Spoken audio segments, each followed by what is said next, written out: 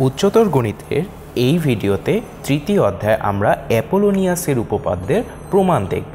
আমরা গত ভিডিওতে অর্থাৎ পর্ব 1-এ দেখেছিলাম যে অ্যাপোলোনিয়াসের উপপাদ্যের সাধারণ নির্বাচন থেকে কিভাবে আমরা বিশেষ নির্বাচনে যেতে পারি এবং কি প্রমাণটা আমাদের অ্যাকচুয়ালি করতে হবে, সেই প্রমাণটা আমরা কি করতে হবে সেটি বের করেছিলাম এবং সেই সাধারণ নির্বাচন অনুসারে ছবি অঙ্কন করেছিলাম।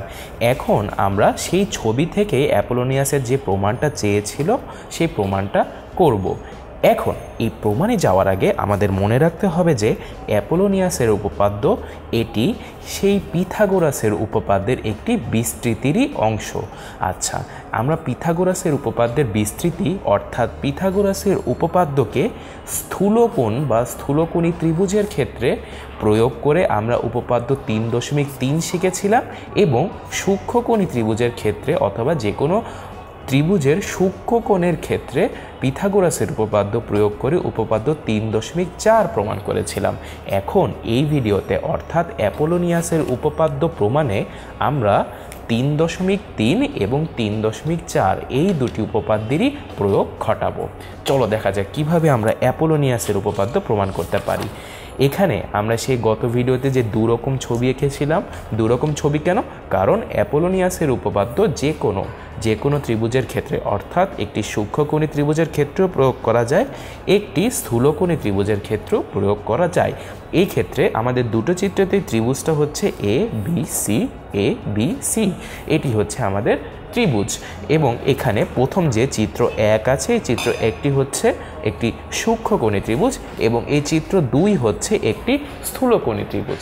আচ্ছা, তাহলে আমাদের কি প্রমাণ করতে হবে? আমরা দেখেছিলাম যে সাধারণ নির্বাচন থেকে আমাদের প্রমাণ করতে হবে যে AB স্কয়ার অর্থাৎ দুটি বাহুর বর্গের সমষ্টি AB square plus AC square equals to 2 AD square plus BD square. এখানে AD হচ্ছে ওই দুই বাহুর যেই তোমার হচ্ছে মাঝখানে যে শীর্ষবিন্দু আছে সেই শীর্ষবিন্দুগামী একটি মধ্যমা AD, সেই AD এবং BD হচ্ছে সেই মানে এই দুটি বাহু ব্যতীত তৃতীয় বাহুর অর্ধেক, এটার স্কয়ারের সমান। এটা আমার প্রমাণ করতে হবে।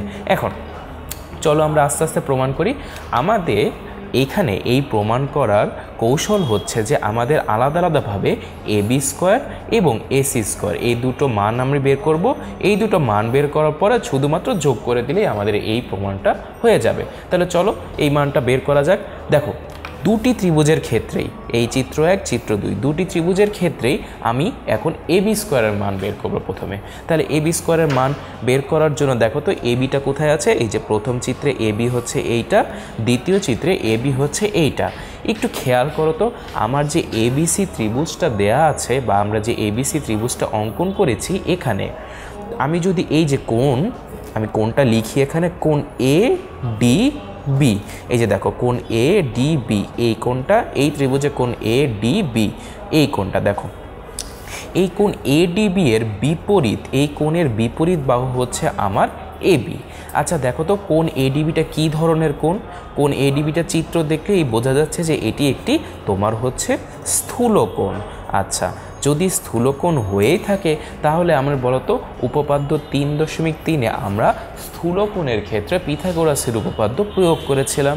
তাহলে সেই উপপাদ্যটাই এখন আমরা এখানে প্রয়োগ করি। প্রয়োগ করলে কি হবে দেখো তো, আমরা লিখতে পারি যে দেখো এই যে স্থূলকোণী ত্রিভুজের স্থূলকোণের বিপরীত বাহুর উপর অঙ্কিত বর্গক্ষেত্র, দেখো AB স্কয়ার ইকুয়ালস টু, এখানে দেখো তো কোণ ADBটা কোন ত্রিভুজের অন্তর্গত? এই যে দেখো কোণ ADBটা তোমার হচ্ছে এই ত্রিভুজ ADB এর অন্তর্গত। তাহলে এই ত্রিভুজের ক্ষেত্রে দেখো তো AB স্কয়ার ইকুয়ালস টু বাকি দুই বাহু হচ্ছে কত? AD স্কয়ার প্লাস এখানে লেখা যায় BD স্কয়ার প্লাস, যেহেতু এটা স্থূলকোণের ক্ষেত্রে 2 ইন্টু একটি বাহুর উপর অপরটির তোমার হচ্ছে লম্ব বিক্ষেপ। তাহলে এই দেখো এখানে আমরা যদি একটি বাহু BDকে ধরি তাহলে BD ইন্টু BD এর উপর AD এর লম্ব বিক্ষেপ। তুমি এটার এদিক দিয়ে লাইট ফেলাও, দেখো তো এখান দিয়ে লাইট ফেলা না, এই যে আমি লম্ব অঙ্কন করলাম, লম্ব অঙ্কন করলে এই DE, এই DEটা হচ্ছে আমার সেই তোমার বিডি এর উপর এডি এর লম্ব বিক্ষেপ, ঠিক আছে। তাহলে আমরা লিখলাম বিডি ইন্টু ডিই।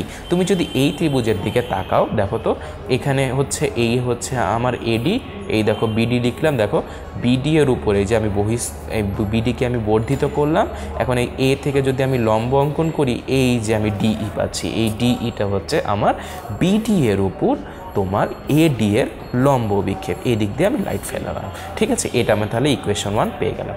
আচ্ছা, এখন আসো, আমি যেহেতু আমরা বলেছি এই প্রমাণে কৌশলটা হচ্ছে আমি আলাদা আলাদা এবি স্কোয়ার আর এসি স্কোয়ারের মান বের করব। দেখো আমরা এবি স্কোয়ারের মান পেয়ে গেছি, এখন আমাদের এসি স্কোয়ার পাওয়ার বেলা। এখন দেখো তো এসিটা কোথায় আছে, এই চিত্রে এসি 1 নম্বর চিত্রে এসি হচ্ছে এটা, 2 নম্বর চিত্রে এসি হচ্ছে তোমার এই যে এইটা আমি মার্ক করলাম, ঠিক আছে। আচ্ছা, তাহলে এখন দেখো তো এই যে আমি সবুজ রঙ দিয়ে মার্ক করলাম।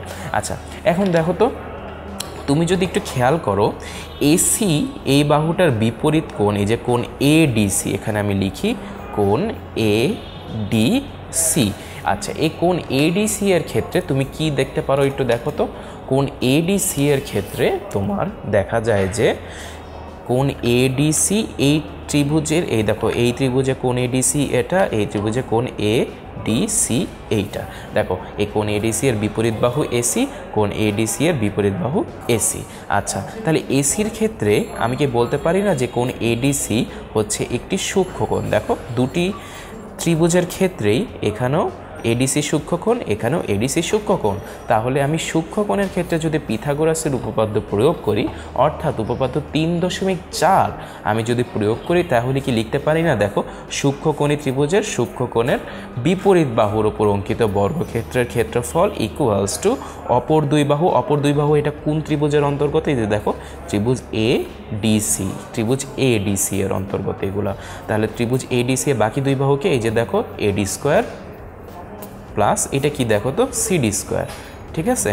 দেখো এই ত্রিভুজেও আমি যদি লিখি, এই দেখো এডি স্কোয়ার প্লাস সিডি স্কোয়ার, এই যে এই এডিসি ত্রিভুজের এই দুই বাহু। তারপর এটা যেহেতু সূক্ষ্মকোণ, তাহলে -2 ইন্টু একটির উপর অন্যটির লম্ব বিক্ষেপ।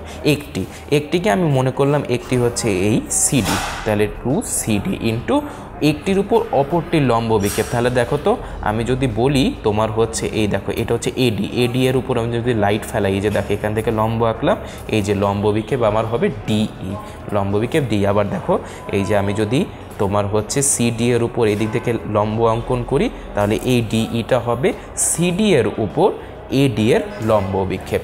আচ্ছা, তাহলে আমি এটা হচ্ছে ইকুয়েশন 2 পেলাম। এখন দেখো তো আমি AB square plus AC square value কী পাবো, এই যে এই দুইটা ইকুয়েশন, এইটা আর এটা যোগ করে দিলেই আমি ভ্যালু পেয়ে যাব। তাহলে আসো যোগ করি, দেখো অতএব AB square plus AC square equals to, আচ্ছা দেখো ইকুয়ালস টু কী পাবো, এখানে একটা এডি আছে, এখানে একটা এডি স্কোয়ার আছে, তাহলে আমি কি লিখতে পারি না 2 এডি স্কোয়ার, শেষ। আচ্ছা দেখো এখানে একটা বিডি স্কোয়ার আছে, আমি বিডি স্কোয়ার লিখলাম, এখানে একটা সিডি স্কোয়ার আছে, আমি সিডি স্কোয়ার লিখলাম, এখানে আছে কি প্লাস 2 বিডি ইন্টু ডিই, এখানে আছে -2 সিডি ইন্টু ডিই। আচ্ছা, এখন একটু ত্রিভুজটার দিকে খেয়াল করো তো, দুটি ত্রিভুজে আমি এই এডিটা বলেছি মধ্যমা।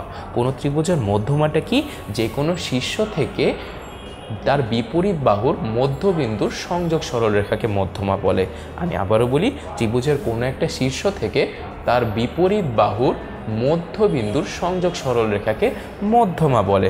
তাহলে এখানে যেহেতু আমার ডি বিন্দুটা বিসি এর মধ্যবিন্দু, আমি লিখতে পারি বিডি ইকুয়ালস টু সিডি। আচ্ছা, তাহলে এই BD equals to CD relation বা সম্পর্কটা যদি আমি এখন এখানে বসিয়ে দিই, অর্থাৎ সিডির জায়গায় বিডি বসিয়ে দিই, তাহলে কি হয় দেখো তো, আমি লিখি 2 এডি স্কোয়ার প্লাস বিডি স্কোয়ার। যেহেতু বিডি আর সিডি সমান, তাহলে আমি সিডির জায়গায় বিডিকে লিখতে পারি প্লাস 2 বিডি ইন্টু ডিই -2, এখানেও যেহেতু বিডি আর সিডি সমান, আমি সিডির জায়গায় বিডিকে লিখে দিতে পারি, এখানে 2 বিডি ইন্টু ডিই। এখন একটু খেয়াল করো তো, দেখো তো কী হলো, 2 এডি স্কোয়ার প্লাস এখানে BD square plus BD square মিলে হবে 2 বিডি স্কোয়ার। এখানে যেহেতু প্লাস 2BD ইন্টু ডি আছে, এখানে আছে মাইনাস 2BD ইন্টু ডি, এই দুটা টার্ম মিলে 0 হয়ে যাবে। তাহলে আমার থাকলো হচ্ছে এই জিনিসটা। তাহলে আমি এখন শুধুমাত্র 2 যদি এখান থেকে কমন নিই তাহলে লিখতে পারি 2 ইন্টু এডি স্কোয়ার প্লাস বিডি স্কোয়ার। এটাই আমার হচ্ছে তোমার অ্যাপোলোনিয়াসের উপপাদ্যের প্রমাণ হয়ে গেল। এখানে আমি কি করলাম, আবার আমি যদি মনে করি দিই এবি স্কোয়ার পাওয়ার জন্য আমি দেখলাম যে কোণ এডিবি হচ্ছে এবি বাহুর বিপরীত কোণ। সেই বিপরীত কোণটা দুটি চিত্রে একটি স্থূল কোণ। তাহলে স্থূলকোণী ত্রিভুজের ক্ষেত্রে আমরা উপপাদ্য 3.3 যে প্রয়োগ করেছিলাম ওটা আমি এখানে প্রয়োগ করে আমি 1 নম্বর ইকুয়েশন পেলাম। আবার তোমার এসি স্কোয়ার পাওয়ার জন্য আমার উপপাদ্য 3.4 বা সূক্ষ্মকোণের ক্ষেত্রে পিথাগোরাসের উপপাদ্যের বিস্তৃতি প্রয়োগ করে আমি দেখলাম যে এই ইকুয়েশনটা দুটো ইকুয়েশন যোগ করার পরে আমাদের এই জিনিসটা আসলো। এখান থেকে আমরা জানি যে যেহেতু ডিটা বিসি এর মধ্যবিন্দু, তাই আমি বিডি ইকুয়ালস টু সিডি লিখতে পারি। এখানে সিডির জায়গায় বিডি বসিয়ে আমি প্রমাণটা সম্পন্ন করলাম।